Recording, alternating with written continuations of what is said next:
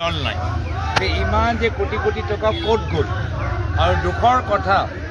যে হিমন্ত বিশ্ব শৰ্মা ডাঙৰীয়া কৈছিল যে উন্নয়নৰ ক্ষেত্ৰত অসমখন ভাৰতৰ শীৰ্ষ 5টা ৰাজ্যৰ তালিকাৰ ভিতৰত সোমাব কিন্তু উন্নয়নৰ ক্ষেত্ৰত পাৰা নাই কিন্তু জল জীৱন আঁচনিত যিমান কেলেংকাৰী হৈছে আজি এই ক্ষেত্ৰত ভাৰতৰ শীৰ্ষ ৰাজ্যৰ ভিতৰত অসমখন এতিয়া 2 নম্বৰ স্থানত আছে মানে আটাইতকৈ কেলেংকাৰী কৰা ৰাজ্যৰ ভিতৰত অসম 2 নম্বৰ স্থানত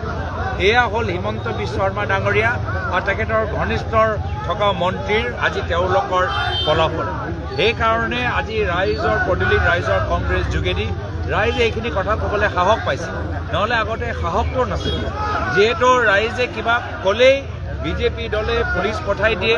বিজেপি দলে তেওঁলোকৰ দোকান বন্ধ কৰি দিয়ে বিজেপি দলে ভাবুকি দিয়ে কিন্তু এতিয়া যেতিয়া ৰাইজৰ পদূলিত ৰাইজৰ কংগ্ৰেছ হৈছে